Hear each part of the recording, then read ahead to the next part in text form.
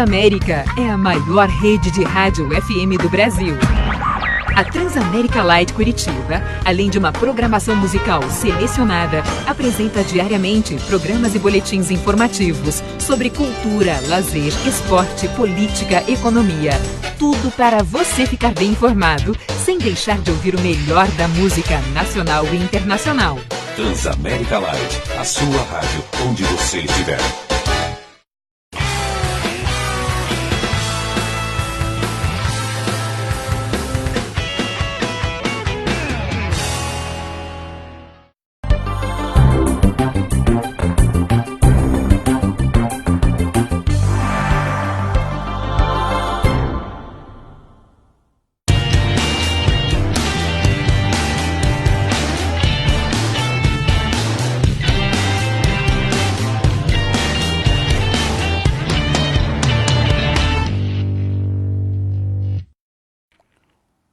Olá, estamos ao vivo com mais um programa Verdade e Expressão, diretamente dos estúdios da TV Transamérica, pelo canal 59, canal aberto, e também pela internet, pelas redes sociais, no Facebook da TV Transamérica, Facebook do Verdade e Expressão, pelo nosso portal www.verdadeexpressão.com.br e também pelo YouTube da TV Transamérica e o Instagram da TV Transamérica.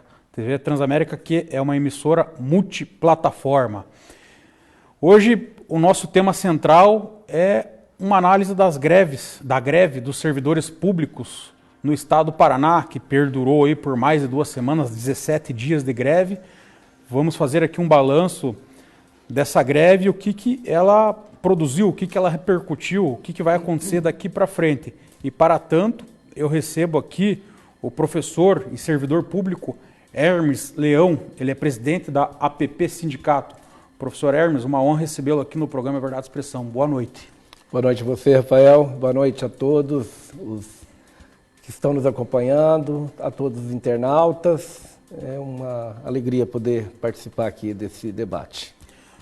Professor, estava analisando aqui o seu currículo, você está na rede de ensino desde 1996. Fazendo uma linha do tempo aí, o que você consegue enxergar de avanço e de retrocesso desse período até hoje?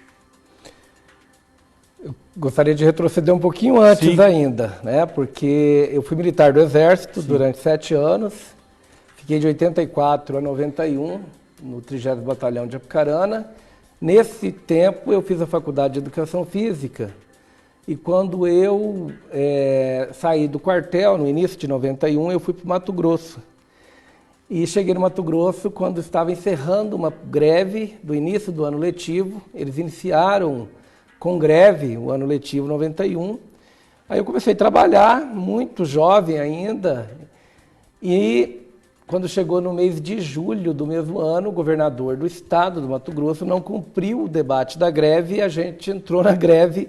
Aí eu já fui para o comando de greve, saí da cidade que eu morava e trabalhava e fui para o comando de greve ajudar, né? Então foi uma primeira escola sindical e daquela época para cá, na lida da educação, a gente, infelizmente, Rafael, vai se dando conta, inclusive lá no Mato Grosso, estão em greve de volta agora, nesse mesmo período, por pautas muito parecidas com as que nos levaram às greves dos servidores aqui do estado do Paraná.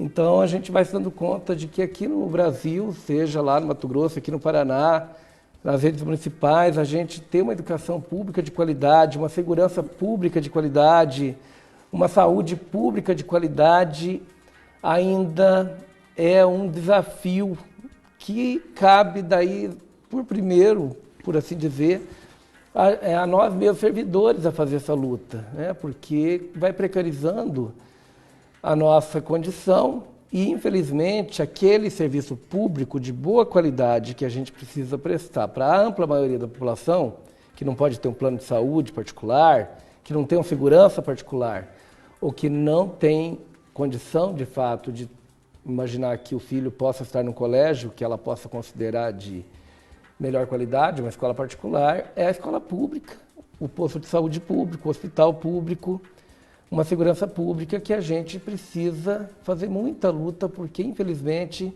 nós temos enfrentado ainda um desrespeito a esse entendimento, né? Os servidores são vistos muitas vezes pelos patrões, seja o prefeito, os prefeitos das cidades, ou seja, os governadores, ou mesmo no plano federal, como se fôssemos um empecilho ao desenvolvimento. E não dá para você imaginar que o Estado, enquanto ente, se abstenha de ofertar esses direitos públicos para a maioria da população, imaginando que o mercado dê conta. Então, nós estamos enfrentando um período muito complexo e por isso que a gente faz essas lutas, e eu digo para você. Então, considerando o tempo que eu iniciei lá há quase 30 anos, e se contar o tempo que eu fui militar, que é também um espaço público, a gente vai se dando conta de que estamos ainda muito deteriorados para que o Brasil, o Paraná e os municípios pudessem, de fato, ofertar esses direitos sociais imprescindíveis com qualidade para a maioria da população. Falando especificamente sobre a APP Sindicato, eu queria, antes da gente falar propriamente da greve, gostaria que você falasse um pouco da APP, qual que é a importância hoje da APP para os professores, no que ela tem atuado, quais são as prioridades aí da APP Sindicato, você que é presidente atualmente.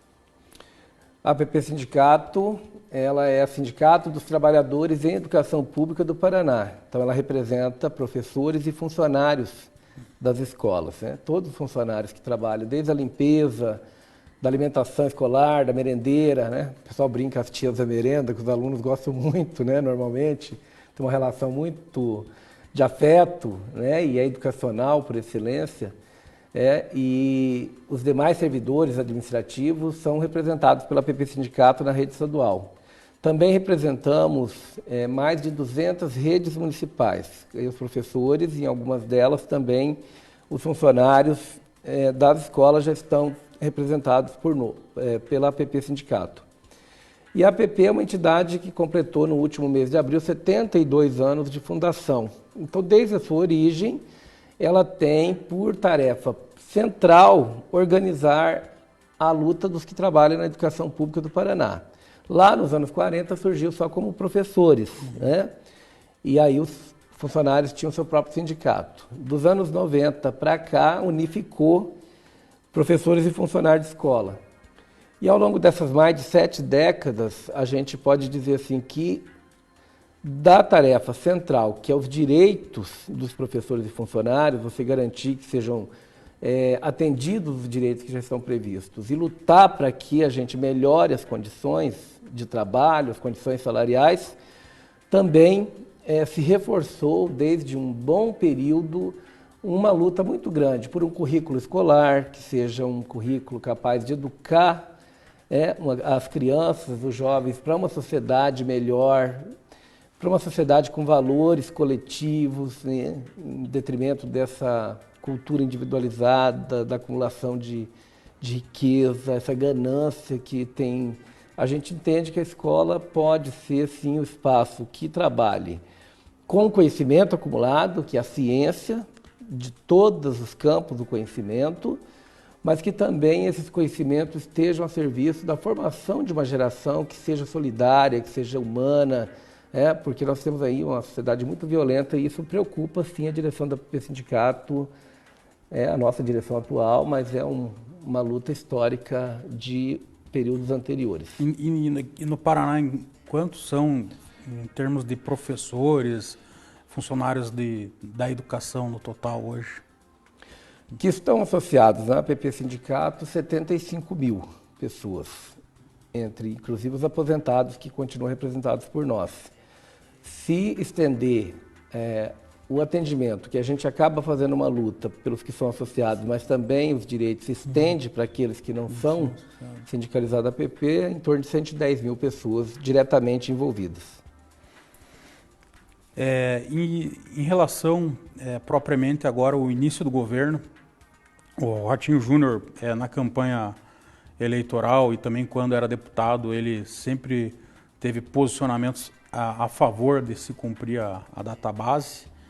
Em debate com a ex-governadora, ele falou que assumiria o governo e iria acertar isso, rever isso, para tentar atender ao máximo o interesse dos servidores públicos.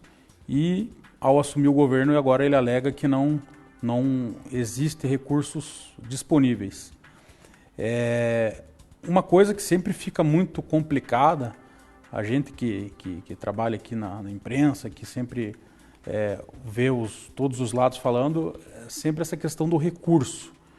Afinal, existe ou não existe recurso? Qual que é o posicionamento do sindicato quando vai sentar numa mesa, conversar com o gestor público? Porque ele sempre fala, não tem recurso.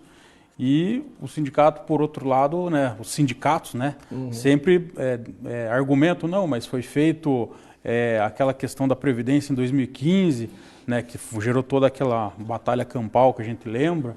Como que não tem recurso? Então, gostaria que você falasse primeiramente sobre esse ponto, né, a existência ou não de caixa, de recurso disponível no caixa do Estado do Paraná.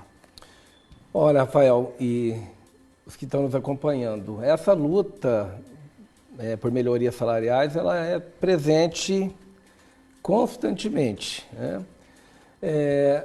No último período, se acentuou uma corrente ideológica aqui dentro do governo do Paraná, que então já vem do período anterior, de colocar o serviço público como se fosse um empecilho ao desenvolvimento e transferindo um olhar do orçamento e das finanças do Estado para o desenvolvimento estrutural do Estado, inclusive numa propaganda muito ruim sobre o servidor público frente à opinião pública. Nós começamos desde mais de 30 anos atrás a estudar o orçamento do Estado, acompanhar a arrecadação, a receita, os gastos. Felizmente, no último período, nas últimas décadas, e até por conta do avanço tecnológico das redes, os portais, a gente lutou muito por transparência. Então, nós fomos aprofundando um exercício muito intenso de acompanhar as finanças do Estado, até para a gente poder fazer esse debate mais qualificado, para que a gente possa também avançar. Não seria necessário se a gente tivesse, de fato, uma valorização e a garantia de direito, de respeito com dignidade aos servidores públicos. Mas essa, como é uma luta antiga, a gente tem feito esse trabalho. Então, quando a gente vai para a mesa de negociação, a gente leva estudos com bastante enraizamento no tema da transparência, que a gente tem, de fato, tido passos importantes nos últimos tempos. Mas, quando você vai superando as etapas do debate, por exemplo, da arrecadação, da receita e dos gastos e despesa, nesse último período, diante dessa ideologia de Estado mínimo, que já vem do governo Beto Richa e que agora se manteve, aliás, a equipe técnica do governo Ratinho Júnior é absolutamente a mesma que assessorava o Beto Richa. Então, a gente tem lidado com um empecilho que chegou ao cúmulo agora, de você demonstrar que tem a possibilidade de ter, por exemplo, a database pelo menos de 4,94%, que é o primeiro compromisso do Ratinho Júnior, porque vai de 1º de maio de 2018 a 30 de abril deste ano, 2019, esse acumulado de 4,94%, que somado ao que já tinha de dívida, que o governador atual reconhece, passa de 17%, e nem os 4,94% essa equipe, o próprio governo, demonstrou interesse de fato aplicar em 1º de maio. Nós demonstramos que era possível sim, mas aí nós chegamos num impasse, por incrível que possa parecer, em que o governo acena que o Brasil está numa ladeira abaixo, que mesmo com a mudança dos governos e de um plano econômico que está sendo aplicado com muito ataque aos direitos, inclusive da aposentadoria, mesmo isso aprovado, o governo aqui do Paraná está acenando com uma expectativa completamente pessimista do futuro do Brasil. Aí entende que se fizer o reajuste, vai chegar lá na frente, o governador Ratinho Júnior não vai conseguir honrar o nosso pagamento mensalmente ou deixar de pagar o 13º salário do mês de dezembro. Então, a gente vai se dando conta, lamentavelmente, que essa engenharia da matemática financeira orçamentária, ela é mais filosófica e política do que matemática propriamente dita, porque não é por uma decisão baseada na fundamentação do argumento matemático. Eles têm tido um comportamento de levar para a escolha política.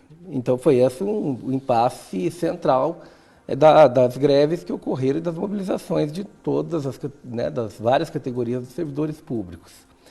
E mais ainda, o que vem surpreendendo agora nesse último período é a escolha do governo de favorecer os que são mais ricos, né? As isenções fiscais, que já eram elevadas em governos anteriores, sempre existiram em todos os governos que a gente acompanha, com dimensões as mais diferentes, mas isso é uma cultura brasileira de favorecimento. Aliás, vem lá do tempo das capitanias hereditárias, né, esse tipo de cultura.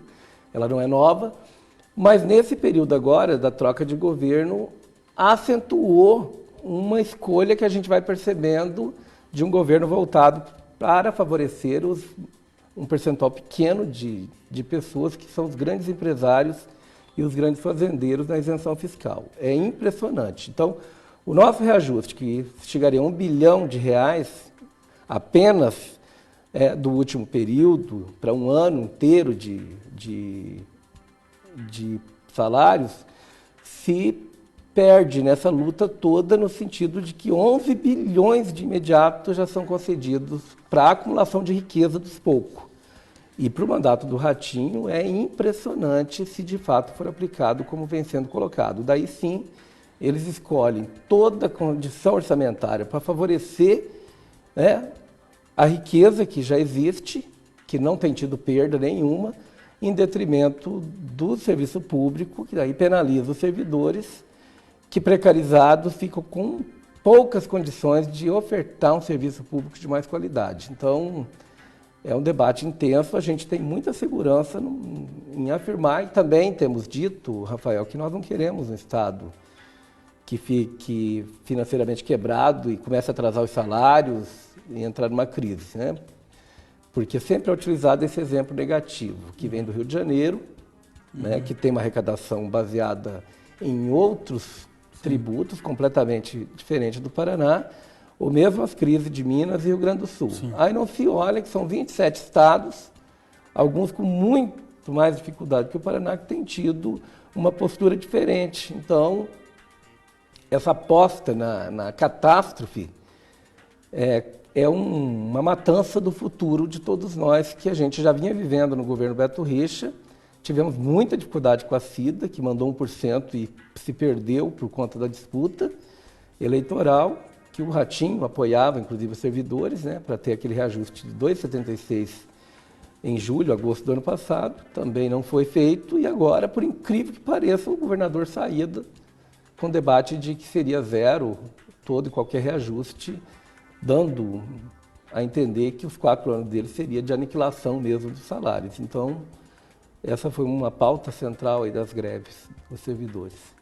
Na realidade, só para a gente então relembrar, né, a proposta do governo foi 4,94% referente à inflação de abril de 2018 a maio de 2019, parcelado, sendo pago 2% em janeiro de 2020, 1,5% em janeiro de 2021 e 1,5% em janeiro de 2022.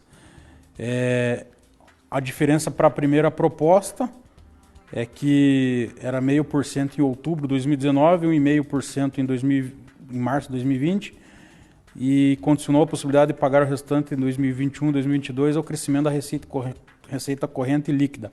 O que eu vi, professor, é em alguns comentários é que por que a PP não aceitou o 1% ano passado? Que daí pelo menos agora já teria 1% e continuaria brigando, e agora resolveu suspender a greve e aceitar esse 2% só para janeiro. Só esse ponto que teve alguns professores, eu acho que não entenderam, se você puder explicar. É importante. Nosso debate é muito importante, porque toda vez que a gente pode falar, a gente também vai esclarecendo. Quando a governadora Cida Borghetti enviou o projeto de lei de 1%, nós achamos assim afrontoso. E a maioria dos deputados entenderam que podia fazer uma emenda que ampliasse o 1% do projeto de lei enviado para 2,76%. Inclusive a bancada do então deputado estadual Ratinho Júnior. E foi um movimento muito importante, porque todos eles tinham a segurança de que era possível aplicar os 2,76% nesse debate financeiro que a gente fez aqui antes. Ocorre que a equipe, essa mesma equipe que coordena hoje o debate, afirmava para a governadora que ela não tinha condição e ela, de fato, não assumiu a emenda, e quando ia para votar o projeto de 1%, também não tinha ambiente para que nós, juntamente com o apoio dos deputados, fizesse a luta pelos 12 meses, porque a gente não estava também pedindo nada mais que 1 ano de inflação ali para a Cida, até porque a lei eleitoral naquele momento impedia a governadora de fazer mais que 2,76%, porque era ano eleitoral. Ela estava autorizada pela lei eleitoral exatamente a fazer 2,76%. E ela, submetida a essa lógica da equipe da Secretaria da Fazenda, retirou o projeto de 1%, então ele desapareceu. Aí a emenda também perdeu o efeito, tá? Por isso que ficou 0 e foi muito ruim. Nós também não tínhamos condição moral de aceitar 1% naquelas condições. Então, agora que nós fizemos uma luta intensa para que, de fato, nós quebrássemos esse conceito do 0 que estava no discurso do Ratinho Júnior.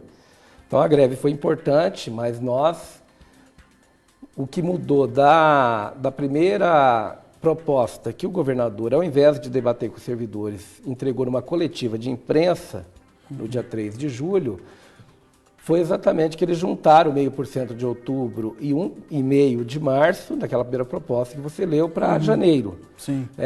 Eles tiraram os condicionantes dos 5,09%, que é exatamente o 4,94%, porque foi parcelado, então ficou com esse 5,09%. Então,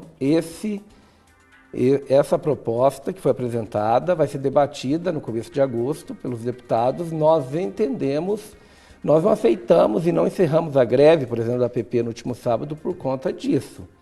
Nós colocamos que isso é um debate de uma mesa permanente que a gente entende que pode e deve ser feito um esforço de melhorar.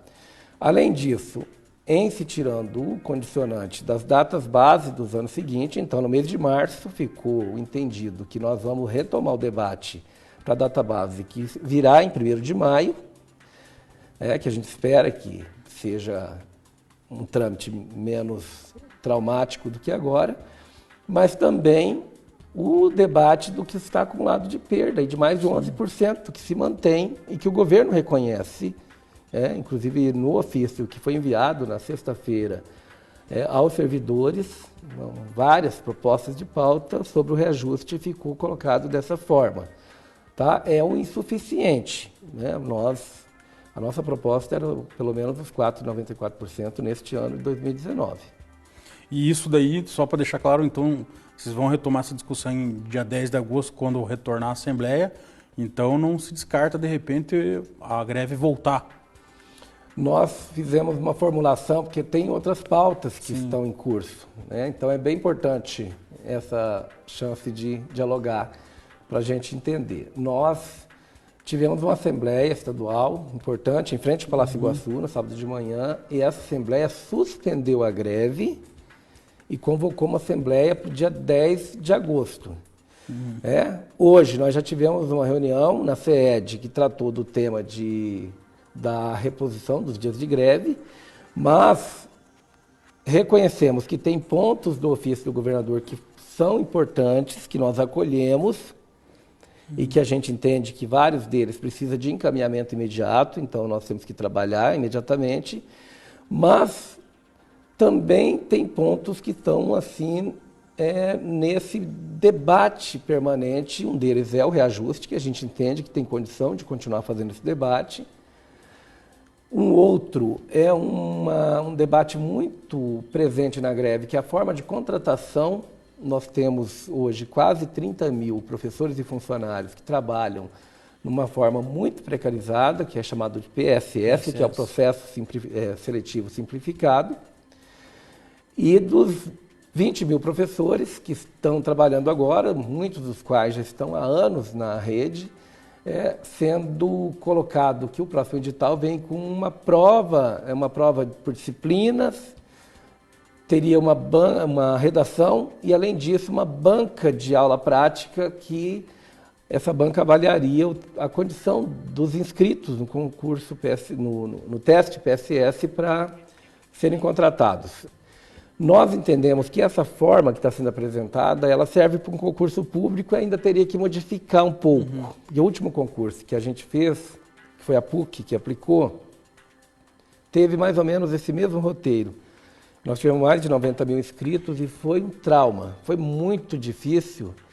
Nós tivemos, assim, uma exclusão em massa de bons professores, muitos dos quais com mestrado, inclusive doutorado, muitos, pela forma com que a prova foi aplicada e a metodologia utilizada, que a gente entende que não mediu adequadamente, teve ação judicial, inclusive, sobre aquele concurso. Então, mesmo para o concurso público, esses critérios deveriam ser revistos.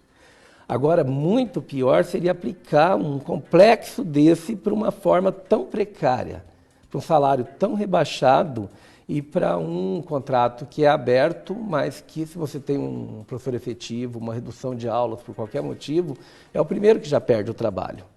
Então, e também para valer por apenas 2 anos essa forma toda. É muito complexo, nós insistimos para que fosse mudado. Teve um avanço ou outro, por exemplo, de dispensar a banca examinadora, mas o secretário da Educação, o Renato Feder, vem insistindo com essa formulação. Então, se criou, no debate aí da greve, uma comissão que na próxima quarta começa esse debate e nós precisamos superar isto. Aí o governador Ratinho Júnior, seria importante que participasse dos debates, para ele compreender todo esse processo. E ele não participou de nenhuma reunião até agora com vocês? Não, mesmo que ele havia apresentado para os servidores, para várias categorias, o ano passado, que assim que tomasse posse, logo em seguida faria uma reunião de fôlego para planejar a questão dos servidores e o próprio reajuste por 4 anos, ele não nos recebeu. Não nos recebeu até então, e até agora as reuniões que teve foi com os secretários da Casa Civil. Nós, da Educação, tivemos reuniões, mas com muito impasse. As condições desse ano da educação do Paraná pioraram do que já estava muito precarizado, inclusive pela violência, que você acompanhou de perto aqui do período anterior. Então, as nossas condições ficaram piores na educação e pioraram no conjunto dos servidores pelo tom com que a equipe do Ratinho Júnior entrou, olhando para os servidores com o mesmo olhar de vender para a opinião pública, inclusive, que os servidores é um peso, um empecilho, isso é cruel. É desrespeitoso, para dizer o mínimo, se a gente não quiser usar assim adjetivos que às vezes passam pela cabeça da gente, mas em nome assim do debate a gente vai tentando ajustar o treino, os trilhos, para que a gente possa se movimentar. Também teve a questão da licença-prêmio, que havia uma intenção de se retirar. A princípio isso permanece. Olha, esse tema, por exemplo, dos direitos, da licença-prêmio, de promoções, de progressões, tem sido já uma ameaça de retirada desde o pacote que o Beto Richa enviou em fevereiro de 2015, que produziram aquelas grandes greves, Começou em fevereiro, depois retomou-se no final do mês de abril e teve a violência do dia 29 de abril. Envolveu direitos de carreira, envolveu o tema da Previdência aqui do Estado, da nossa aposentadoria, e nós sustentamos na greve aqueles direitos que não foram retirados. Nós fomos tendo uma redução, por exemplo, da oferta da licença especial. A licença especial, para todo mundo entender, a cada 5 anos, nós, servidores públicos aqui do Paraná, da educação e de outras categorias, ganhamos o direito de ter um afastamento de 90 dias quando você tem todo um reconhecimento de bons serviços prestados, que você produziu, é como se fosse reconhecer um bom trabalho, então você usufrui daquele tempo, que é muito importante, até porque nós temos um alto nível de adoecimento nas categorias. Então, isso é muito importante. Agora, no governo Ratinho, mesmo no ano passado, nós tivemos a oferta de 1.700 licenças especiais no governo Beto Richa e Cida Borghetti. Agora, esse ano, até este momento, não foi apresentado ainda nenhuma proposta para garantir esse direito que está em lei. Eles estavam condicionando, na primeira proposta, de que aquele reajuste precário, como estava colocado, ainda estaria condicionado à pauta do governo retirar esse direito. Isso a gente conseguiu tirar da proposta. Eles anunciaram que pretendem debater isso no segundo semestre, e nós podemos debater. Mas nós temos dito, desde sempre, que não tem precisão financeira de retirar qualquer direito. Então, nós estamos fazendo um debate na greve, e vai continuar intenso, de que não entendemos que haja qualquer crise financeira ou fiscal à altura de chegar ao ponto de imaginar que precisa retirar direitos de servidores do Poder Executivo que têm salários mais baixos do que o do Poder Judiciário, do que o Poder Legislativo. E no nosso caso, da educação pública, a nossa média salarial é ainda mais baixa do que os nossos colegas do Poder Executivo. Nós temos milhares de funcionários e professores que ganham salários assim que nem estimula a própria juventude a querer entrar na educação para serem professores e para serem funcionários, porque para nós, os que trabalham na escola, desde aquele que abre o portão, que faz a limpeza, que lida com a comida, com a alimentação escolar, é educacional. Precisa de ter formação continuada, precisa de valorização, precisa de carreira e precisa de um salário que seja decente. Para a gente não ter, por exemplo, merendeiras, Rafael, que trabalham a semana inteira, 40 horas, e nos sábados ou domingo, muitas delas são diaristas para poder complementar o orçamento de uma luta que agora que a gente superou, de sair de R$ 1.015 por mês para R$ 1.306, que era uma lei desde fevereiro, que daí o governador acolheu e vai implementar esse atrasado de fevereiro até agora. Somando e tirando a limpo o vale alimentação e o auxílio transporte, dá R$ 83 de diferença, que pode parecer uma ninharia, mas os baixos salários é um direito que a pessoa deveria estar usufruindo e não deveria precisar de uma greve para que isso fosse atendido. É isso que é cruel, é desgastante, A gente imaginar que as pessoas não tenham a sensibilidade de olhar para um panorama em que a educação é dita no discurso como o principal eixo para o desenvolvimento, e isso é reconhecido mundialmente. Não teve nenhum país que conseguiu se desenvolver sem investimento adequado, numa educação de massa, uma educação emancipadora da sociedade. E a gente precisa, aqui no Paraná e no Brasil, ficar fazendo greve por esses direitos mais elementares. A greve é um instrumento desgastante que deveria ser usado muito remotamente, se a gente não tivesse a precisão de ter que fazer lutas para garantir o que está em lei. Essa greve de agora não tinha nenhum direito novo sendo pedido, que nós temos vários pedidos em pauta, mas nós reconhecemos, colocamos só o que está em lei. Foi uma luta para poder avançar um pouco e ainda sair com impasses importantes, como eu citei, dos contratos temporários e do próprio reajuste, que é insuficiente e não é a nossa proposta. Legal, nós já vamos continuar a nossa conversa, tem perguntas aqui, mas antes vamos com o nosso jornalista Pedro Lima com os destaques da semana. Boa noite, Pedro Lima. Olá, doutor Rafael, boa noite a todos, boa noite ao nosso professor Hermes. Vamos lá. A Câmara dos Deputados concluiu, na madrugada do último sábado, dia 13, a votação em primeiro turno da proposta da reforma da Previdência. O texto terminou de ser analisado em plenário na noite de sexta-feira e, em seguida, passou pela comissão especial, que preparou a redação a ser votada no segundo turno. A comissão aprovou o texto por 35 votos contra 12. O texto base da reforma, na forma do substitutivo do deputado Samuel Moreira, do PSDB São Paulo, foi aprovado na última quarta-feira, dia 10, por 379 votos a 131. Desde lá, os deputados votaram 12 destaques e emendas apresentados pelos partidos. Desses, foram aprovados 4, com mudanças em regras para aposentadoria de policiais, no cálculo de benefícios para as mulheres, e em idade mínima para os professores e em tempo mínimo de contribuição para os homens. O único destaque aprovado foi do PDT, de 465 votos a 25, e reduziu a idade exigida do professor para se aposentar pelo pedágio de 100% do tempo de contribuição que faltar na data de publicação da futura emenda constitucional. Outro destaque é que o presidente da Câmara dos Deputados, Rodrigo Maia, do Democratas, anunciou o início da votação do segundo turno da reforma da Previdência para o dia 6 de agosto. Assim que recomeçar o semestre legislativo, a previsão, segundo o presidente, é concluir essa etapa no dia 8 de agosto. Rodrigo Maia afirmou que o adiamento da votação para o segundo semestre não representa uma derrota. Segundo ele, o mais importante foi terminar o primeiro turno da proposta neste semestre, e isso foi cumprido. As imagens são de Pablo Valadares e Luiz Macedo, com informações da agência Câmara Notícias. Voltamos ao estúdio. Legal, obrigado, Pedro Lima. Nós temos uma pergunta aqui da professora Maria Alzira de Almirante Tamandaré. Ela fez 2 perguntas na realidade. Eu vou pedir que o Pedro Lima faça a primeira pergunta para o professor Hermes aqui. Bom, vamos lá.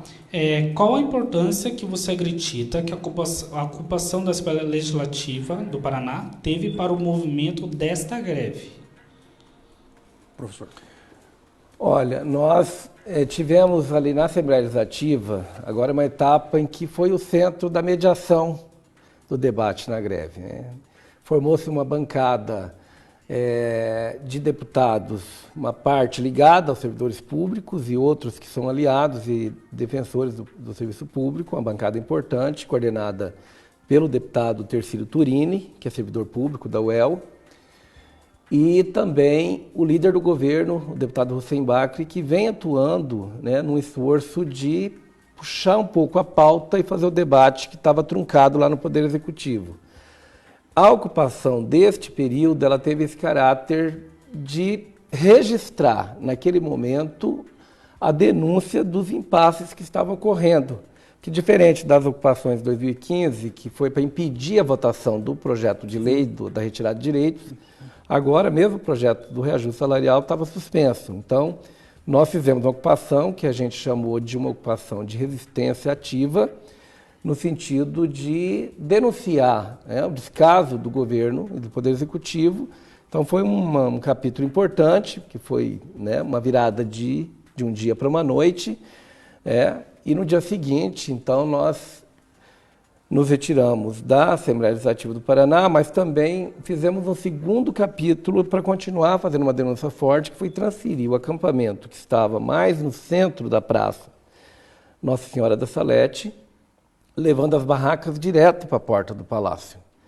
Então, essa mensagem que foi importante, ela meio que substitui a ocupação na Assembleia Legislativa do Paraná para uma denúncia direta, porque como nós não tínhamos o impasse, desta vez, diretamente com os deputados, e eles estavam fazendo mais a mediação, então, e estava entrando no recesso, porque era a última sessão, então, a hora que acabou a sessão do primeiro semestre, nós transferimos o nosso esforço para a porta do Palácio Iguaçu, e foi muito importante, porque continuou uma denúncia forte, denunciando para a sociedade ainda o descaso, que também não deixou de ser muito importante, porque o governo se esforçou de responder alguns pontos de uma pauta que é importante, mas que se manteve os impasses, né? Mas foi a condição que a gente teve aí para poder fazer a suspensão da greve, no caso da PP Sindicato.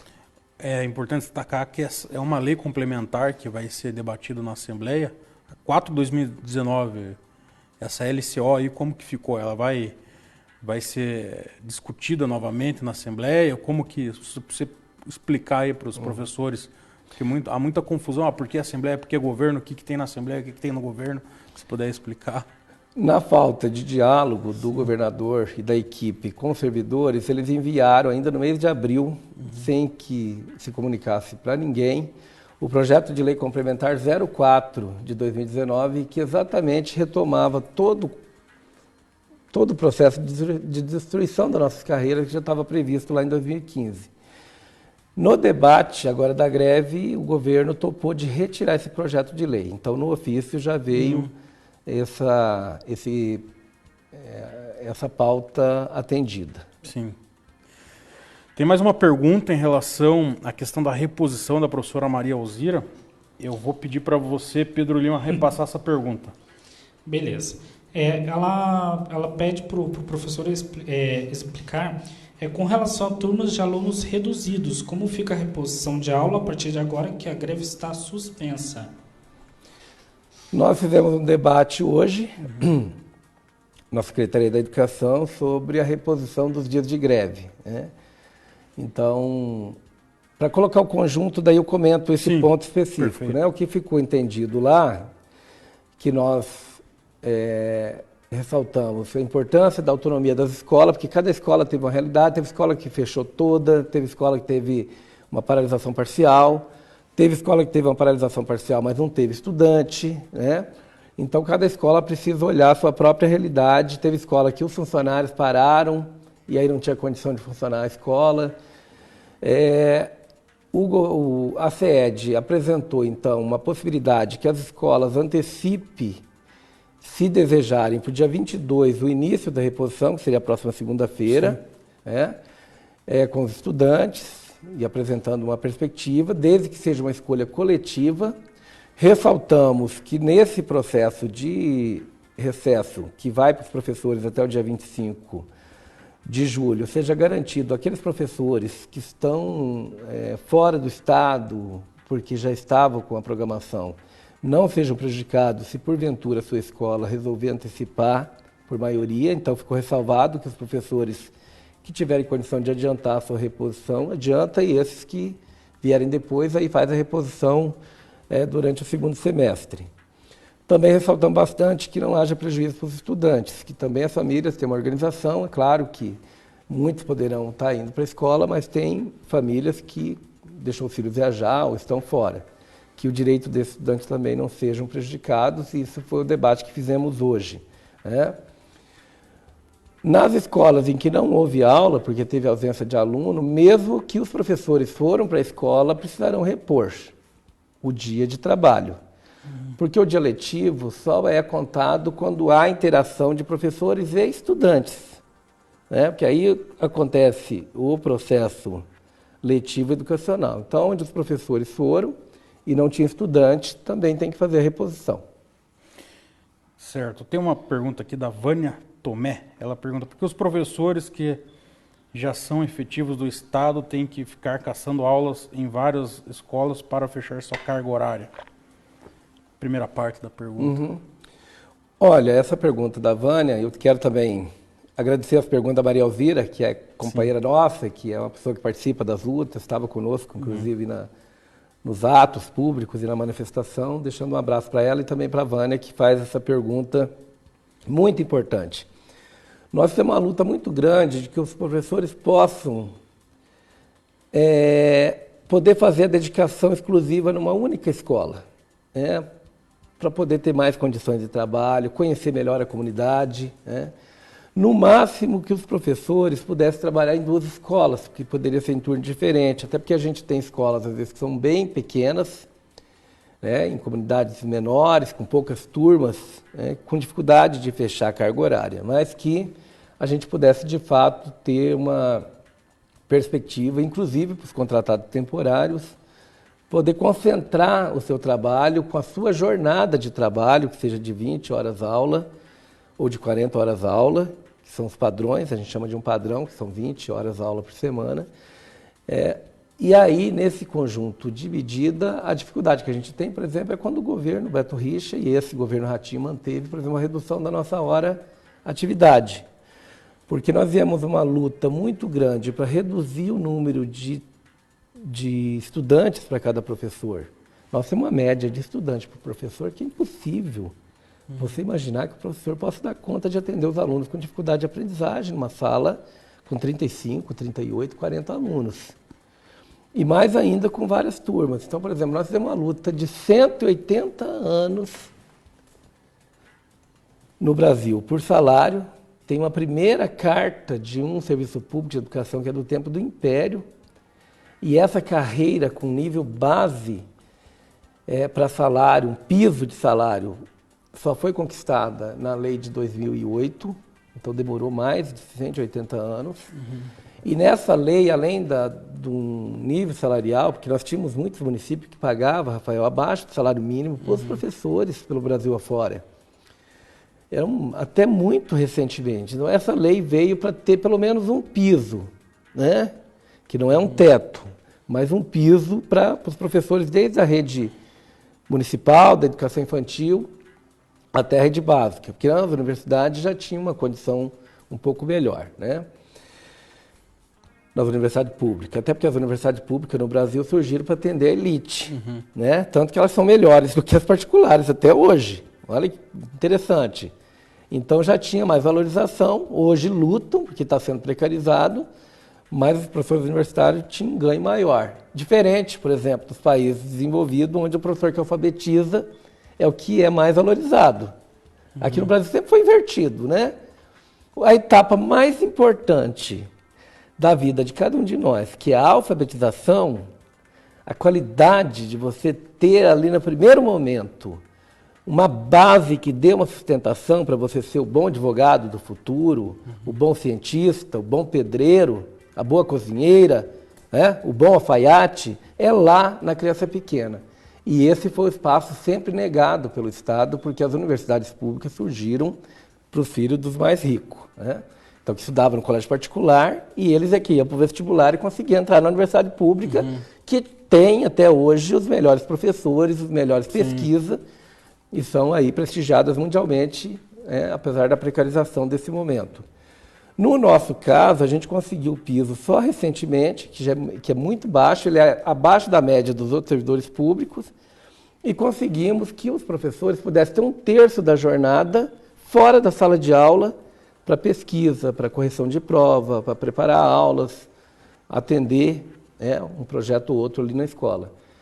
E aí nós conquistamos isso numa greve, em 2014, aqui no Paraná, então, de 20 horas aula, o professor ficava 13 com os estudantes em sala de aula e 7 horas aula na escola. Aí, 2 anos, o governo Beto Richa aplicou exatamente assim, o que daí reduziu o número de escola para os professores, por isso que eu estou contando isso, porque dialoga com a pergunta da Vânia. E do nada eles resolveram descumprir a jornada e nós estamos com isso judicializado lá no Supremo Tribunal Federal hoje, porque voltou aos professores serem obrigados a ter 15 horas aula com o estudante e 5 horas só de hora de atividade. E o Ratinho agravou ainda mais isso, porque estendeu esse entendimento de hora-relógio.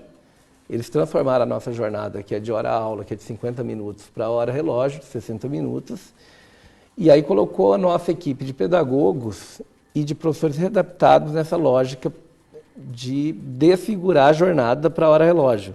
É muito grave. É grave tanto para os pedagogos, e olha só que interessante, a falta de sensibilidade do governo. Esses professores readaptados, nós temos mais de 4.000 na rede estadual hoje, são aqueles que não têm condições de saúde, seja física ou mental, que o nível de adoecimento mental é muito alto na educação, de ficar na sala de aula com os estudantes. Então, eles ficam na escola e fazem trabalho junto com a direção e são chamados de professores readaptados. Cumpria a hora-aula de 50 minutos e agora o governo Ratinho obrigou esse grupo, que já é precarizado, que é o grupo mais frágil que tem, porque eles não estão com a saúde em dia, a ter que cumprir a hora-relógio. Foi cruel. Essa é uma medida que só aconteceu agora.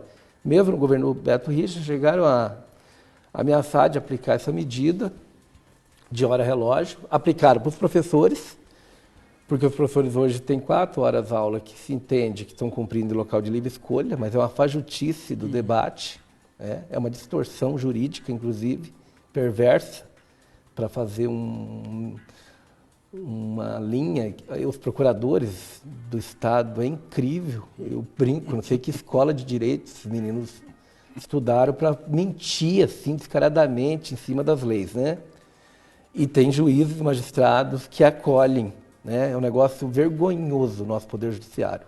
É desalentador, né? Que a gente vê que as leis aqui não existem para fazer justiça, né?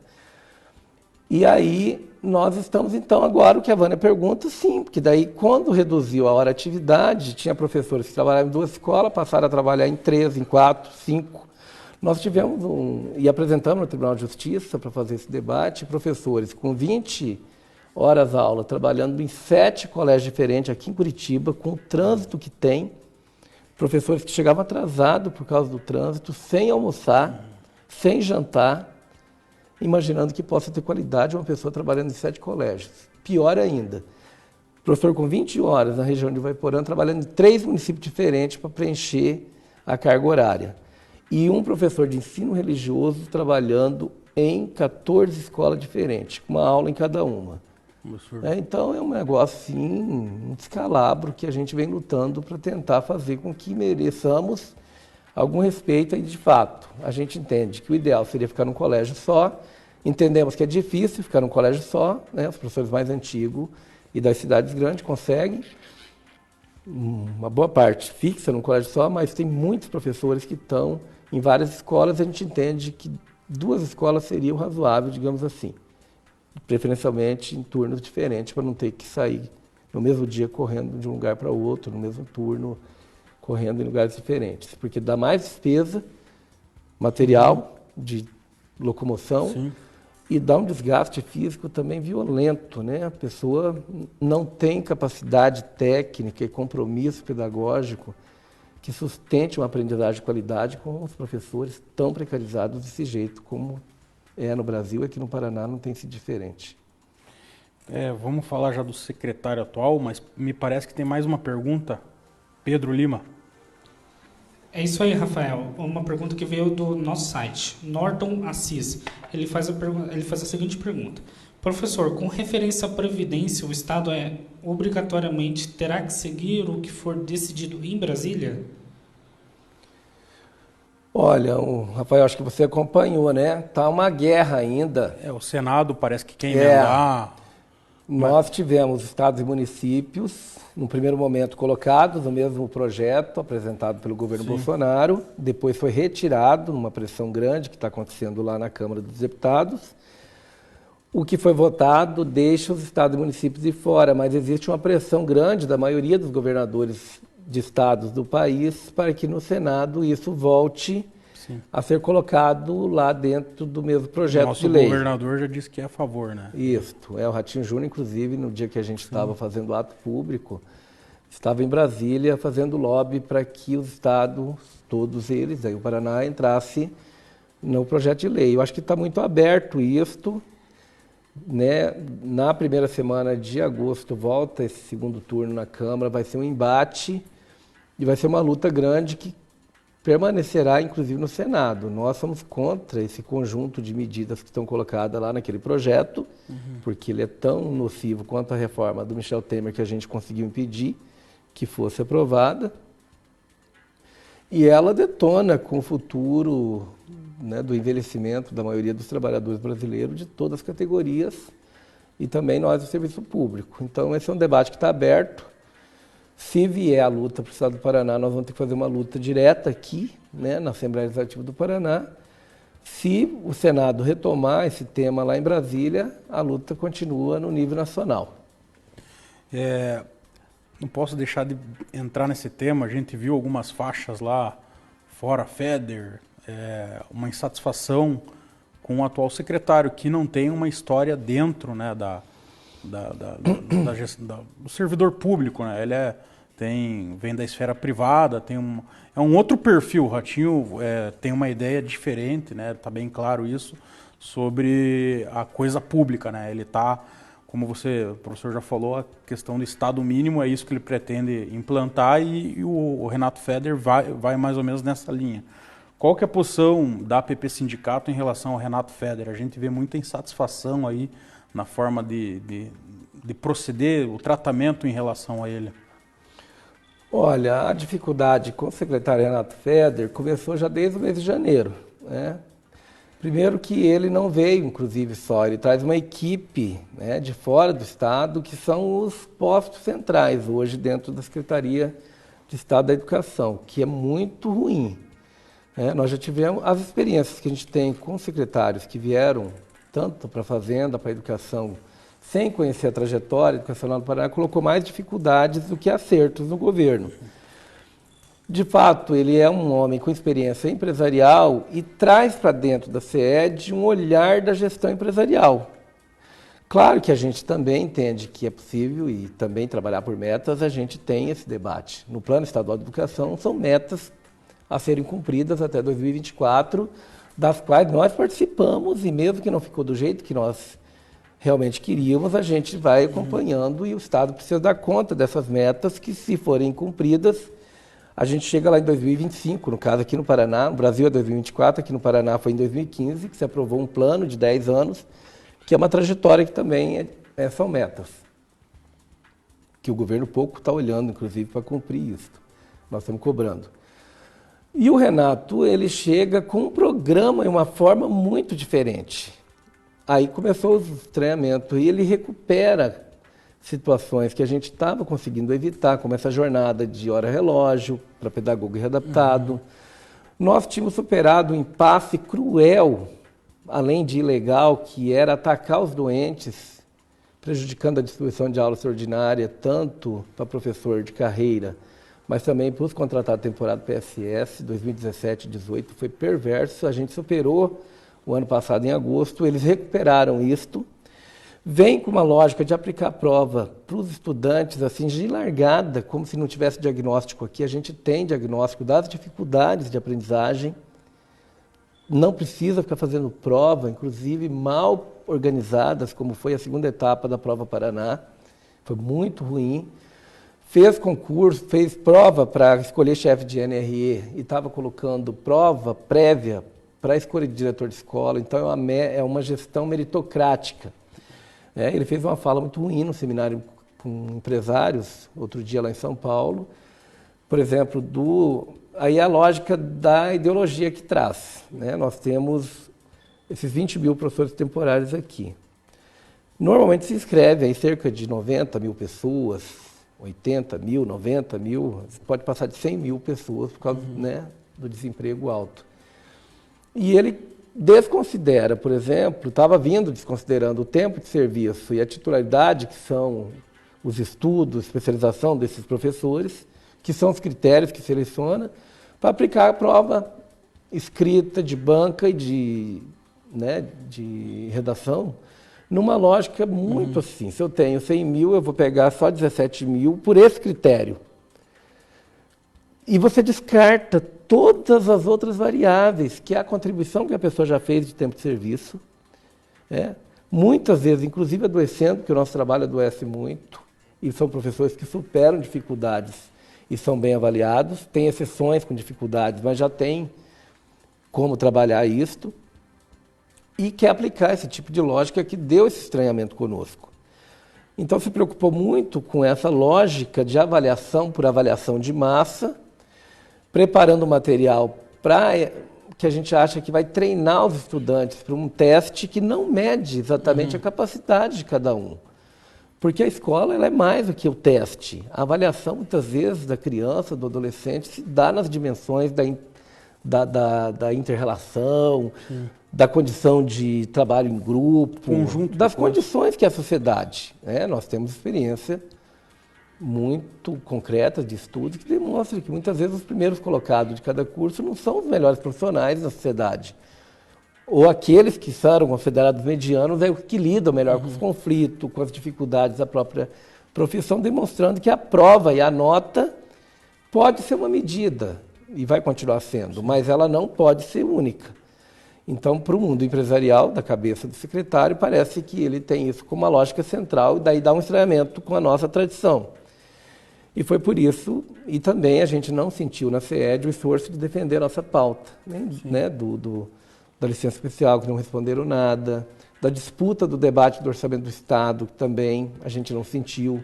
Nós tivemos secretários de Estado que assumiam pautas e ia para dentro do governo, às vezes disputar com o próprio governo, com o governador e com a equipe, uma defesa do processo. A gente sente essa CED não tendo essa postura. Nós tivemos uma reunião hoje, tentando ajustar, porque nós fizemos todo esse debate do Fora Feder. Eu mesmo puxei essa palavra de ordem porque é um programa estranho. A gente coloca que esse programa não se combina com o que o Ratinho apresentou para nós. Uma carta pública e no debate eleitoral. Ele fez um registro de um programa de governo na Justiça Eleitoral. Tem pontos que estão colocados lá que a gente tem discordância. Então ele vai aplicar coisas que a gente já tem uma discordância, uma resistência. Mas o programa que a equipe do Feder trouxe é estranha. O que eu tenho dito, Rafael, para deixar bem claro, quando a gente reconhece a vitória, a gente reconheceu a vitória, tanto lá do Beto Richa atrás, como do Ratinho, pela escolha da maioria dos votos, essa maioria no Estado Democrático de Direito não dá um salvo-conduto para o governador eleito governar do jeito que ele queira. Ele precisa cumprir as regras que ele apresentou e cumprir as leis que estão em vigor. A gente não tem sentido. Estamos caminhando já para o final, estourou o nosso tempo. Até semana que vem, 19h30. Um grande abraço.